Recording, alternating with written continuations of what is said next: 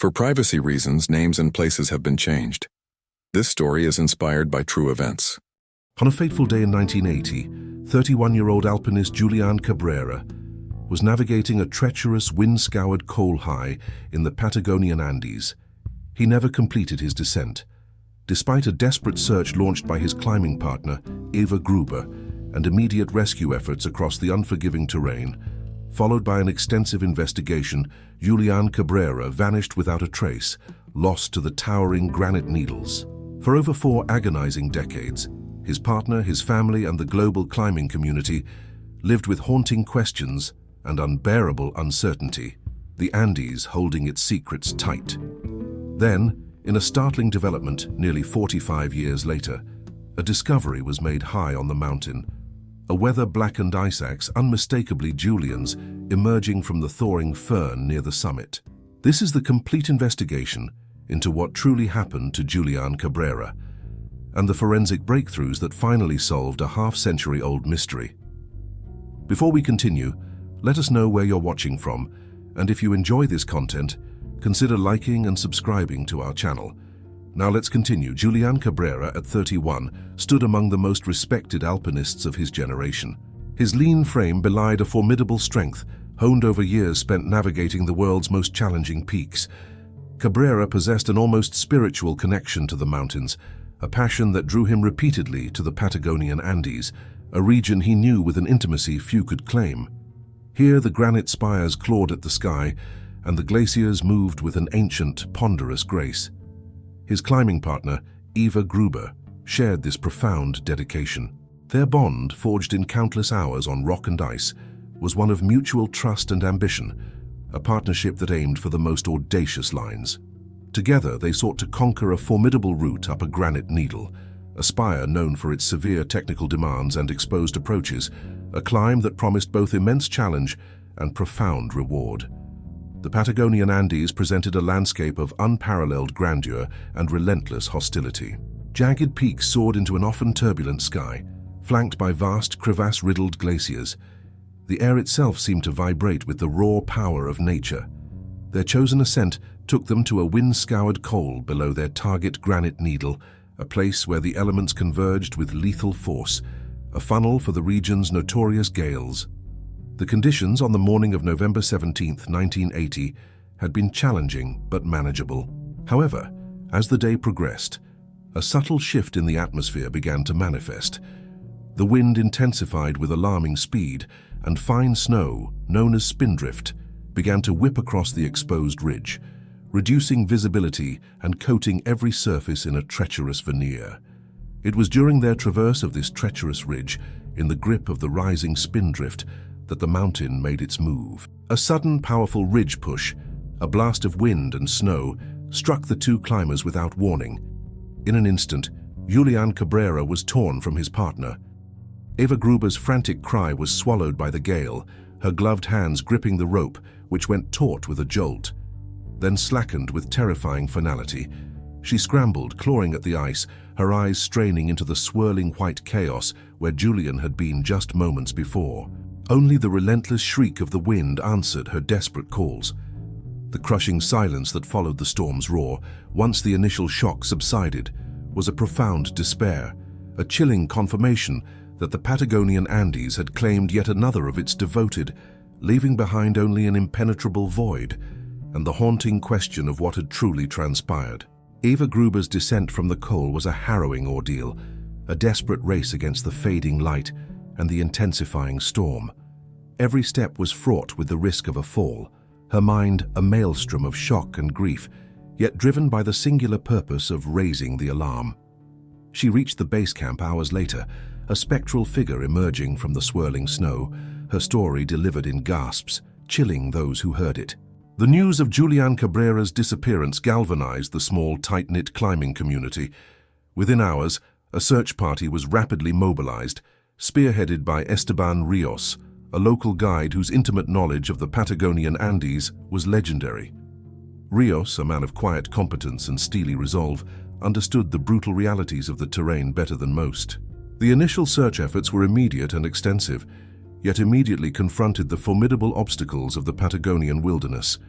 Whiteouts reduced visibility to mere feet, high winds threatened to sweep rescuers from exposed ridges, and the constant risk of avalanches loomed. Ground teams roped together, meticulously scoured known routes and potential fall lines. Aerial surveys, though limited by the weather, attempted to gain a broader perspective. Days turned into weeks, but the mountain yielded no secrets. There was no sign of Julian, no discarded equipment, no telltale scrape marks on rock or ice. The Patagonian landscape, vast and unforgiving, had absorbed him completely, leaving behind an impenetrable mystery. With no physical evidence, theories began to circulate among the seasoned climbers and rescue professionals. Some speculated a simple fall from the ridge in the abysmal visibility, a misstep leading to a plunge into an unseen crevasse. Others considered a route-finding error. Perhaps Julian, disoriented by the storm, had veered off course into a more treacherous area.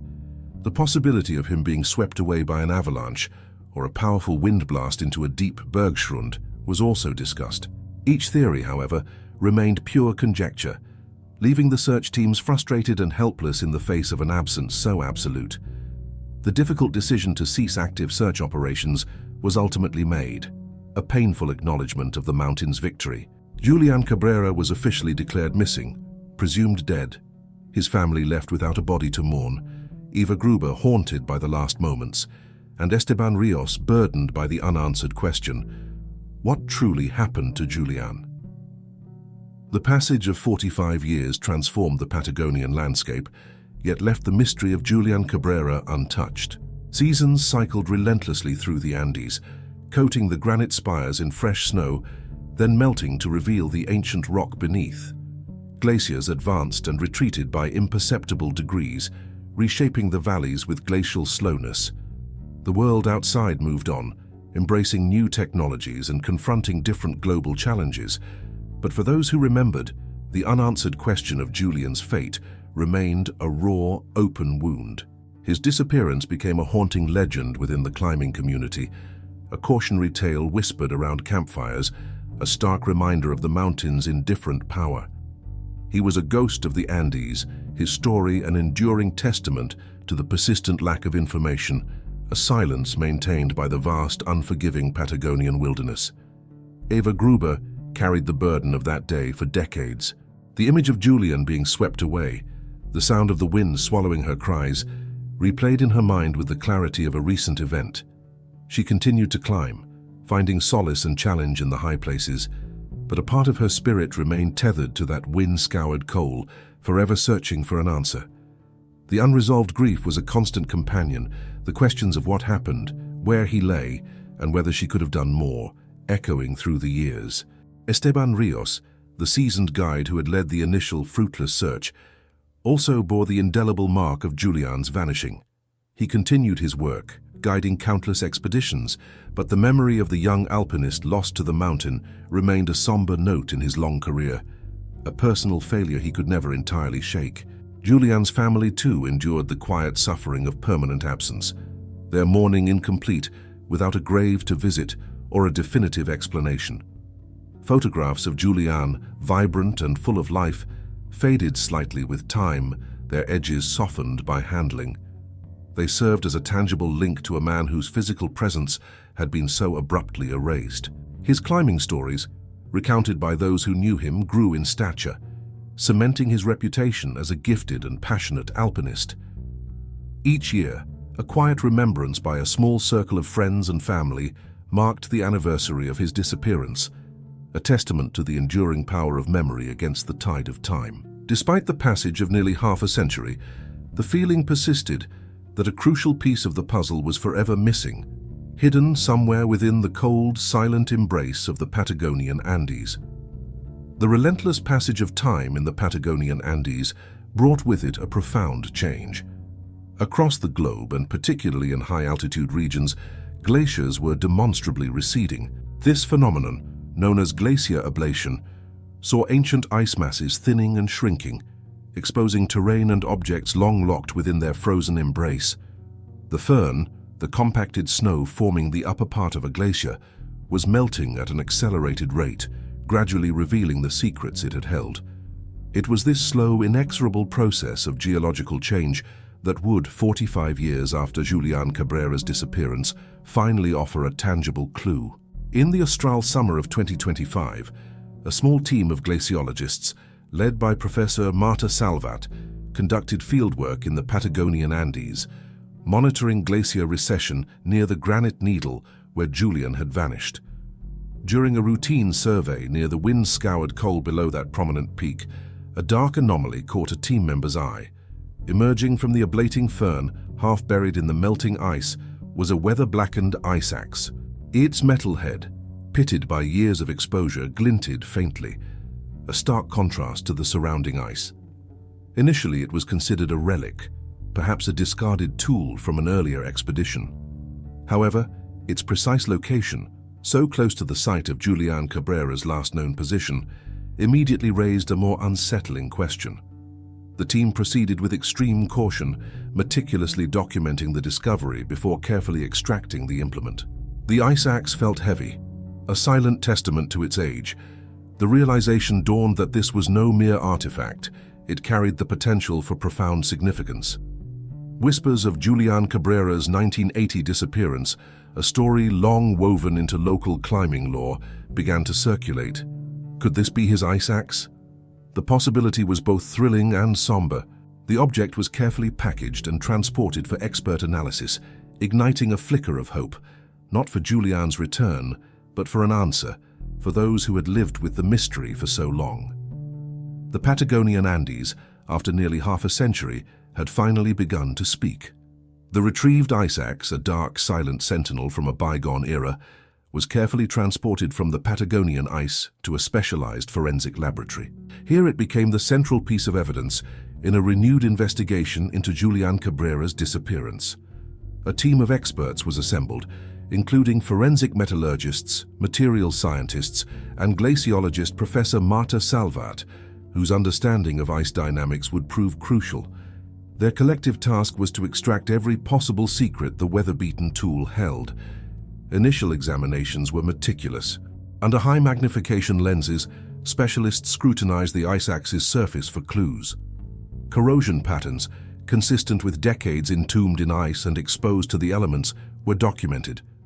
The overall construction, the specific alloys used, and the manufacturing style provided initial indications of its age, aligning broadly with the late 1970s or early 1980s. However, identifying a specific owner from such an aged artifact presented a significant challenge. Thousands of ice axes were produced during that period, and many climbers personalized their gear. The breakthrough arrived during the detailed analysis of the pick, the sharp, pointed end of the axe. Forensic metallurgists, examining the metal composition and microscopic wear patterns, noted a distinct anomaly. The pick displayed a unique profile, a specific bevel and sharpening angle that deviated from standard factory specifications. This was a custom grind, a personal modification often made by experienced alpinists to optimize their tool for particular climbing techniques or ice conditions. Such a grind was akin to a signature. Further investigation, correlating with historical climbing photographs of Julián Cabrera and interviews with Eva Gruber and Esteban Rios, confirmed their recollections of Julián's meticulous care for his equipment, including this very custom modification.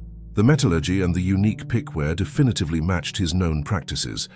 The confirmation was unequivocal. This was Julián Cabrera's ice axe. The discovery, after 45 years, compelled authorities to officially reopen the cold case. Eva Gruber, now in her 60s, received the news with a mixture of disbelief and a profound, aching hope. Esteban Rios, his face etched with the lines of decades spent in the mountains, felt a surge of emotion he thought long buried. The ice axe was not merely a relic, it was a tangible link to the past, a silent witness that could finally unlock the enduring mystery of what truly transpired on that wind-scoured col so many years ago. The ice axe, now confirmed as Julián Cabrera's, underwent an even more rigorous scientific deep dive. Forensic metallurgists, utilizing electron microscopy and spectrographic analysis, meticulously catalogued the precise alloy composition of the axe head, confirming it was consistent with high-quality climbing tools of the era. The critical evidence, however, lay in the pick's wear patterns. Julian, known for his fastidious preparation, had employed a distinctive sharpening technique, a custom grind that created a unique bevel and tip profile. This individual modification, akin to a craftsman's signature, left a specific metallurgical stress pattern and wear signature that was now definitively matched against historical accounts and even faint photographic evidence. The forensic team's findings were conclusive. The ice axe recovered from the ablating fern was unequivocally the one Julian Cabrera had carried on that fateful day. With the ice axe identified, the investigation shifted from whose it was to what it could reveal about Julian's final moments. This required the expertise of glaciologist Professor Marta Salvat, a leading authority on Andean glacier dynamics. Professor Salvat introduced a sophisticated approach, Serac collapse modeling. This cutting-edge technique involved inputting detailed geographical data of the col and the surrounding glacier, historical weather patterns from 1980, and the physics of ice movement and fracture mechanics into a specialized simulation program. The goal was to reconstruct the conditions that could have led to Julian's disappearance, particularly given the ice axe's precise discovery location. Professor Salvat's model meticulously recreated the environment of November 17, 1980. The simulation incorporated the reported rising spindrift and the sudden ridge push that separated Julian from Eva. By analyzing the structural integrity of the ice formations and the forces at play, the model presented a compelling scenario. It supported the theory that during his traverse, Julian was not lost due to a route-finding error, but was instead swept by an unpredictable icefall. The model indicated a catastrophic Serac collapse, a large block of glacial ice breaking off, which, combined with the extreme wind, would have instantly carried him into a deep bergschrund, a crevasse forming where a glacier pulls away from a mountain face. This was the breakthrough. Julian Cabrera had not fallen due to a mistake in judgment or navigation. He had been a victim of the mountain's raw, unpredictable power. The Serac collapse modeling provided a definitive, scientifically backed explanation for his sudden and complete vanishing, offering a chilling clarity to a 45-year-old mystery. It was an event, a force of nature, that no amount of skill or experience could have overcome. The profound scientific clarity brought by Professor Salvat's Serac collapse modeling resonated deeply with Eva Gruber and Esteban Rios. For Eva, the decades of unanswered questions, the quiet torment of not knowing, finally found a definitive end. The understanding that Julian had not made a fatal error, but was rather a victim of an overwhelming, unpredictable natural event, offered a form of peace she had long believed unattainable. Her grief remained, but it was now tempered by a sense of closure, an acceptance of the mountain's indifferent power rather than the haunting possibility of human fallibility. Esteban Rios, who had carried the weight of the initial fruitless search, also found solace. The new explanation vindicated the extensive efforts of his teams and provided a clear, albeit tragic, narrative to a mystery that had shadowed his career.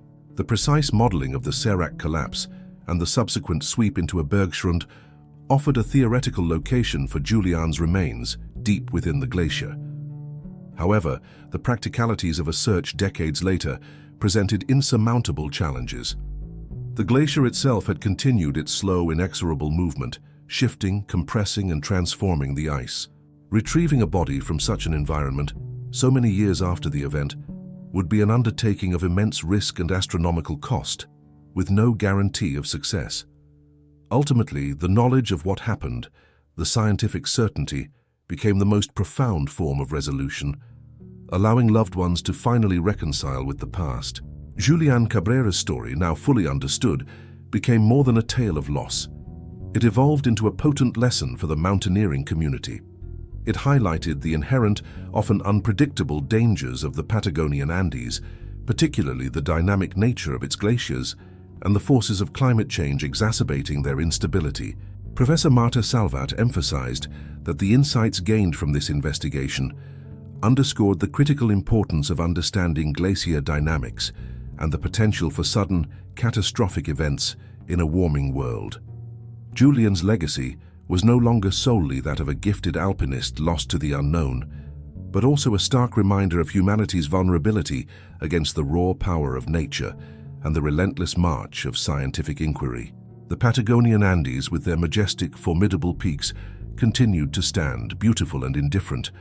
They held their secrets for decades, only to release them slowly, piece by agonizing piece, through the inexorable process of time and the patient work of science. Julian Cabrera's disappearance, a 45-year-old enigma, was finally told with clarity, his story serving as a testament to enduring memory, the resilience of the human spirit in the face of loss, and the mountain's ultimate powerful revelation.